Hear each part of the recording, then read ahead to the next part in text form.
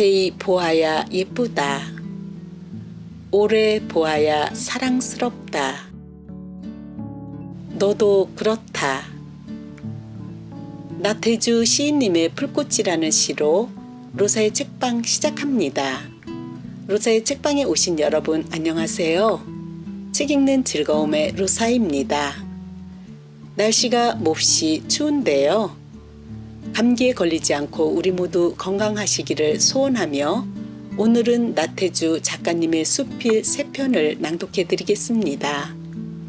나태주 작가님은 서두에 읽어드린 풀꽃 시인으로 국내는 물론 세계적으로도 알려져 있는데요. 존재감에 대한 소중함의 시로 공감이 가는 내용이 있죠. 오늘 소개해드릴 수필 3편은 작가님의 아버지와 어머니, 외할머니에 대한 이야기로 진솔하고 소탈한 맛이 나는데요. 고향에 대한 그리움과 먹먹함, 나이 들음에 대한 쓸쓸함도 묻어납니다. 그럼 어떤 내용일지 함께 감상해 볼까요? 낭독 시작하겠습니다.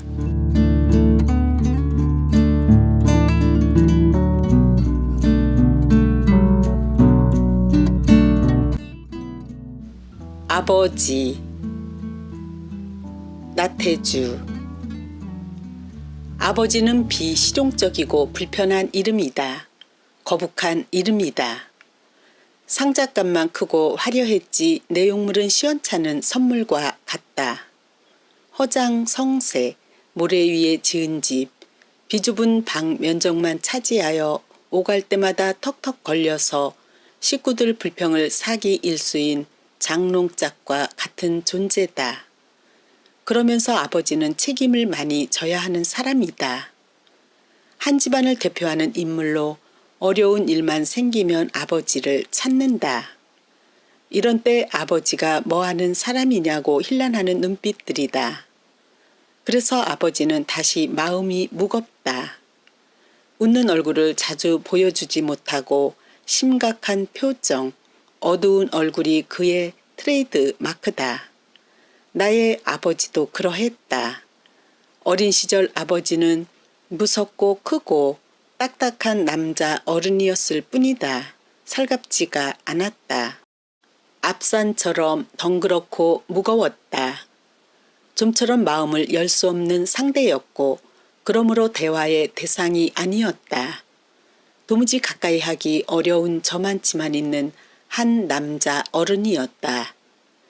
성인으로 자라면서 아버지의 그 우울과 엄숙과 무표정을 이해하기 시작했다. 그것은 아주 느린 진행이었다. 아, 이 대목에서 아버지도 이래서 그랬었구나. 그것은 추체험이었고 안쓰러움으로 다가왔다. 점점 아버지가 가깝게 다가오기 시작했다. 우리 아버지는 여러모로 장점이 많았던 분이다. 시골 사람들 말로 똑똑한 사람이었고 건강한 어른이었고 책임감 또한 높은 분이었다. 자식을 6 두었다. 그 자식들을 6마지기 논농사를 짓고 10년 동안 동네 이장을 보며 기르고 가르쳐 성가시킨 입지전적인 인물이다. 우리 아버지처럼 성공적으로 인생을 산 분이 없을 것이라는 생각이 서서히 들었다. 그것은 하나의 자부심 같은 것이기도 했다. 그러면서 아버지에 대한 생각은 존경과 신뢰로 바뀌었고 아버지와의 관계도 급속도로 호전되었다. 아버지가 자랑스럽기까지 했다. 그런 아버지가 안쓰럽게 느껴지기 시작한 것은 내 나이 50대 중반, 초등학교 교장이 되면서부터다. 실상 아버지는 당신이 초등학교 교사가 되고 싶었는데 그러지 못해 첫 아이인 나를 일으켜 세워 초등학교 선생으로 만든 분이다. 그러므로 나의 교직 생활은 아버지 대신이었고 내가 교장이 된 것 또한 아버지 몫을 내가 받은 것이란 생각이 들었다. 이제 나의 아버지는 94세 연세가 되어 동갑이신 어머니와 시골집에서 사신다. 아주 곤곤한 삶이다. 동생들이 가끔 찾아가 집안일을 살펴드리고 나는 아주 가끔 찾아가 용돈이나 드리고 오는 형편이다. 나도 이제 노년의 사람이지만 더 노인이신 아버지를 보면 마음이 무겁다. 아, 이것이 사람의 노년이구나 싶어서 돌아오는 발걸음이 참 많이 타박거린다. 살아오면서 아버지에 대한 생각이 여러 차례 바뀌었다. 무서운 어른에서 친근한 가족으로, 또 성공적인 인생을 산 인물로, 안쓰러운 분으로, 그러나 노년에 이른 아버지의 삶을 보면서 또 다른 생각이 들었다. 과연 우리 아버지는 성공한 인생을 산 분일까? 가정적으로 성공했지만 당신 인생 그 자체로서는 실패한 분이 아닐까? 아버지는 시골 출신이고 옛날 분이지만 머리가 좋고 지적인 순발력이 뛰어나고 새로운 문화를 받아들이는데 적극적인 성격이었다.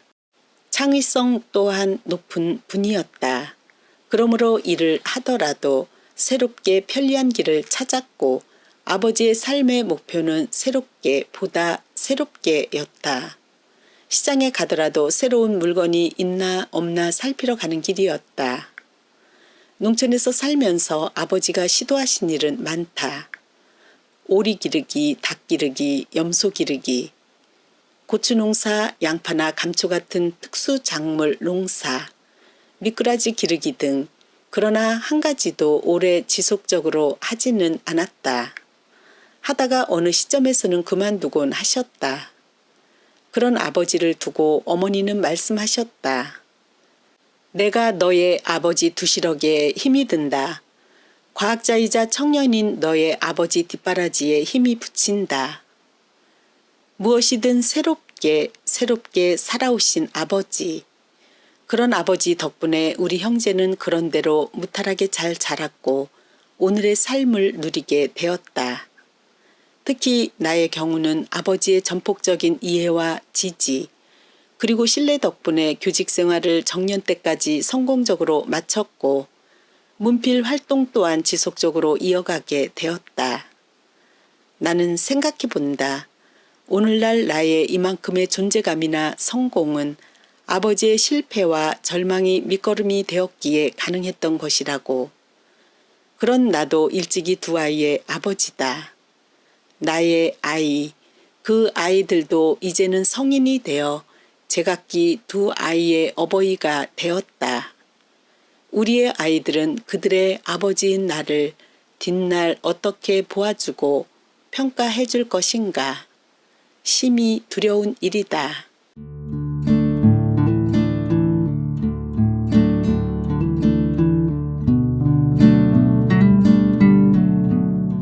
아들아, 잘 가. 올해도 추석 명절을 맞아 고향집에 다녀왔다. 혼자서 잠시 다녀왔다. 부모님의 연세는 94, 이제는 거동조차 불편하신 분들이다. 그래서 명절에 모시는 제사를 장자인 내가 모셔오고 두 분은 그저 편안히 명절을 보내시도록 했다. 그래도 추석 인사는 드려야 했기에 추석 이틀 전에 고향집을 방문한 것이다. 공주에서 서천까지 언제나 대중교통 수단을 이용해서 오가는 길.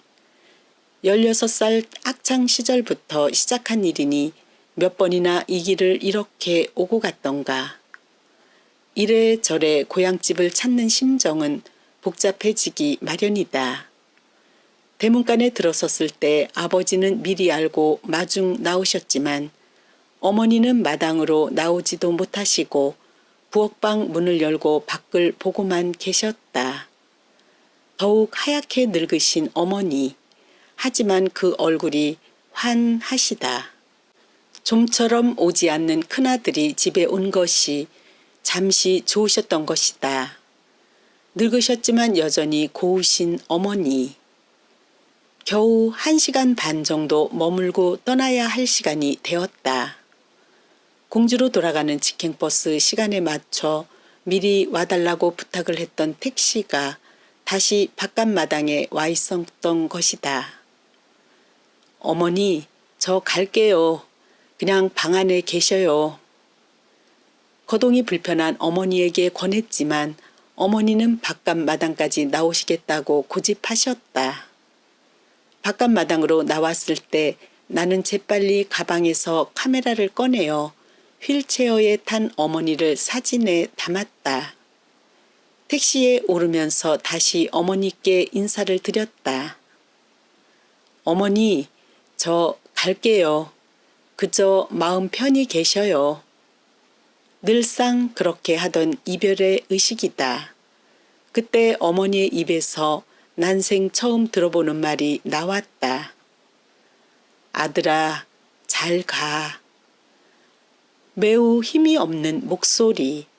나는 그 목소리에 그만 무너지고 말았다.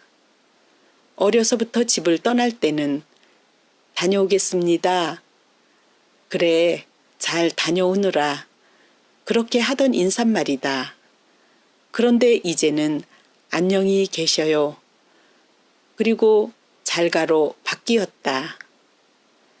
과거의 인사가 재회를 약속하는 인사였다면 오늘의 인사는 이별을 전제로 하는 인사다. 많이 쇠약해지고 조그마해져서 내 앞에 계신 어머니.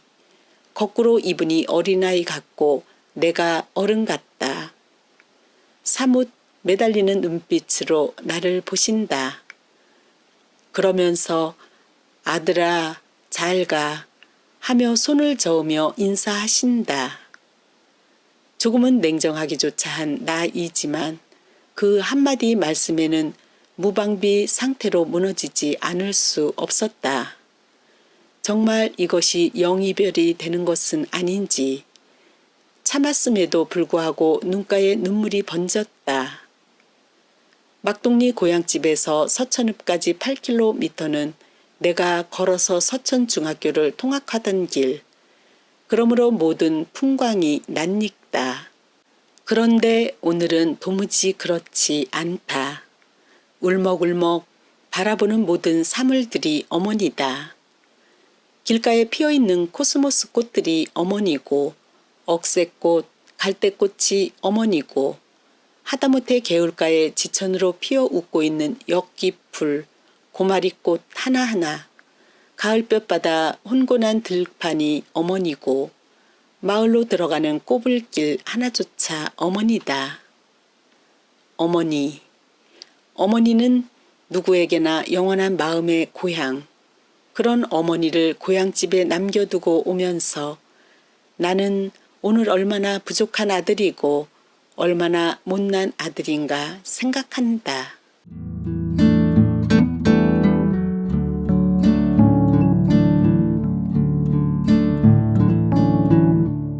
일생의 스승. 나는 어려서 외할머니 손에 길러졌다.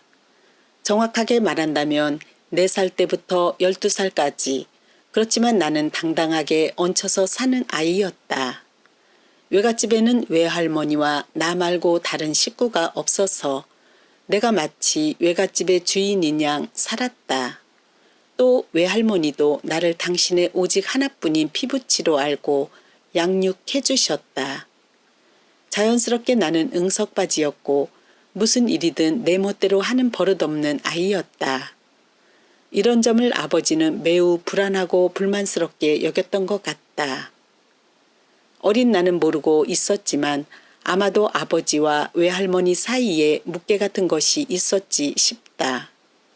초등학교만 외갓집에서 외할머니하고 지내고 그 이후엔 아버지 집안 본가로 돌아간다고. 어쨌든 나는 외갓집에서 외할머니의 막둥이 아들처럼 제 멋대로 자유롭게 살았다. 굴레를 벗은 한 마리 망아지였을 것이다.